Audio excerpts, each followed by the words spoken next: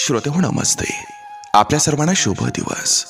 श्रोते हो, आपल्या सर्वांना माहिती आहे, फक्त अहंकारामुळे नातं दुरावत जात असते. आपल्या मनात पुढचाच गुन्हेगार आपल्याला वाटत असतोय, पण आपण स्वतः मात्र नेहमी बरोबर वाटत राहतो.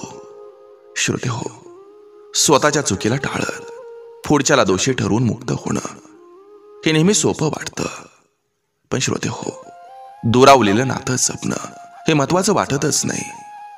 नात्यामध्ये अहंकाराचं स्थान हे घेतलं ना की रक्ताचं नातं सुद्धा टिकत नाही. म्हणून श्रोते हो, आपल्या मनातला अहंकार हा आपण फेकून द्यायचा. आपल्या मनातला अहंकार आपण काढून टाकायचा. श्रोते हो, नक्की विचार करूया. चला, आजही आपल्यासाठी सुंदर विचारांची ही शिदोरी, ही मालिका अशीच पुढे घेऊन आलोय. श्रोते हो, आपण नवीन असाल आणि आपण अजूनही हा यूट्यूब चॅनल सबस्क्राईब केला नसेल तर प्लीज चांगल्या गोष्टीसाठी सपोर्ट म्हणून हा यूट्यूब चॅनल सबस्क्राईब करा.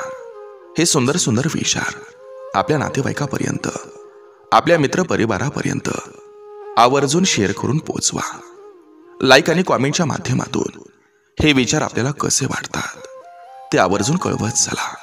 चला, करूया सुरुवात सुंदर विचारांना, सुंदर सुविचारांना.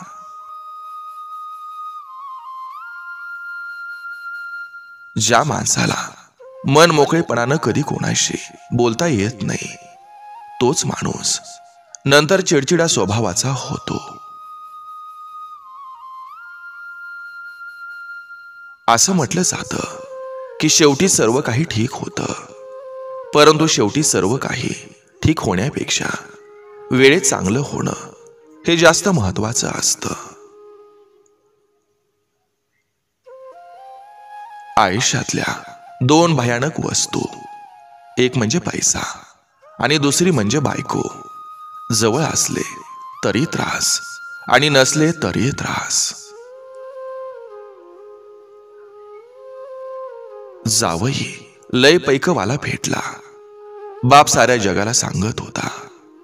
लग्नाला वर्ष झालं तरी पोरीच्या चेहऱ्यावर आनंद दिसत नव्हता. आपल्यापेक्षा मोठे असणाऱ्या व्यक्तीचं धीराचं 4 शब्द आणि खांद्यावर पडलेला मायेचा हात विजयानंतर वाजवलेल्या टाळ्यापेक्षाही अमूल्य असतात. माणसांना योग्य मार्गदर्शन नको असतं, अनुकूल सल्ला हवा असतो. आई सुद्धा थकत असते, घर काम करून करून, मुलं सांभाळता सांभाळता. कोणी मान्य करा अथवा नका करू, पण आईला देखील आईची गरज असते. जगाशी बोलायला फोन आवश्यक असतो आणि देवाशी बोलायला मन आवश्यक असतं. फोनवर बोलायला धन द्यावं लागतं आणि देवाशी बोलायला मन द्यावं लागतं. पैशाला महत्व देणारा भरकटतो, तर देवाला प्राधान्य देणारा सावरतो.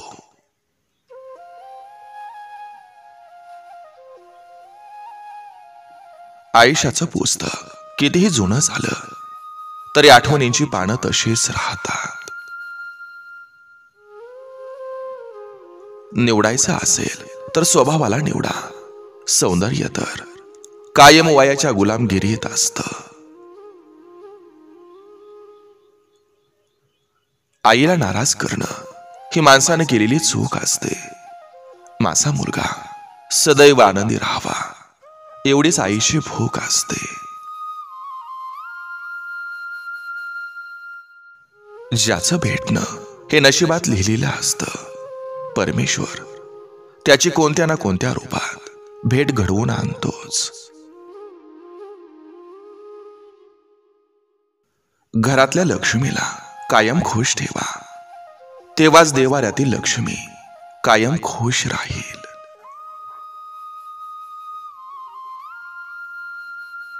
माणूस जितका ऑनलाईन होत चाललाय, माणुसकी तितकीच ऑफलाईन होत चालली. दुसऱ्याचं परीक्षण करण्याआधी स्वतःचं परीक्षण करा. परिपूर्ण तर कोणीच नसतं. म्हणून कोणालाही कधीही नावं ठेवू नका. आजच्या काळात खरा आदर कोणाचा होतो तर आदर कोणा माणसाचा नाही होत, तो गरजेचा होतो. गरज संपली की आदरच संपला. जीवनाच्या प्रवासात मृत्यू नावाचं शेवटचं स्टेशन लागेल. ते स्टेशन येण्याआधी प्रवासाचा आनंद घ्या.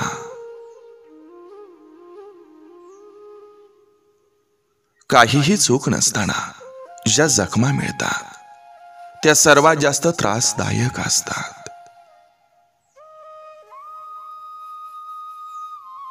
अति विचार केल्यानं स्वतःचा आनंद नाहीसा होतो.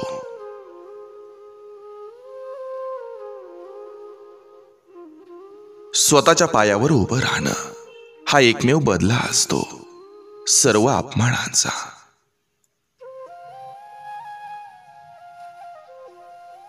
चांगलं करूनही काही लोक तुम्हाला वाईट समजत असतील तर तो तुमचा दोष नाही.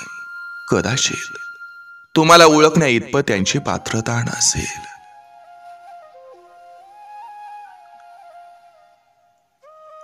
प्रत्येकाच्या खानदानामध्ये असा एकतरी व्यक्ती असतो जो सगळ्यांमध्ये भांडण लावत फिरतो आणि सगळीकडे जाऊन स्वतःच बोंब मारत असतो की मला मनापासून वाटतं की सगळ्यांनी परत एकत्र यावं. जीवनात कधीही निराश होऊ नका. जिथं दुःखाची गर्दी असते तिथंच थोड्या दूरवर सुख सुद्धा वाट पाहत थांबलेलं असतं. चुकत नाही असं कोणीच नाही. फक्त दुसऱ्याची चूक गावभर मोठी करायची आणि स्वतःची झाकून ठेवायची. असंच करतात लोक आजकाल.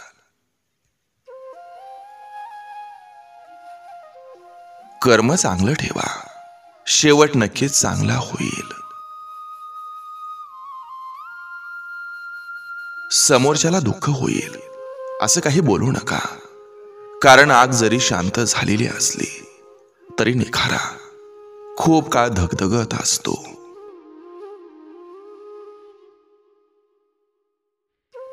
आजच्या काळात 4 गोष्टी कधीही बदलू शकतात: माणूस, विचार, निर्णय आणि वेळ.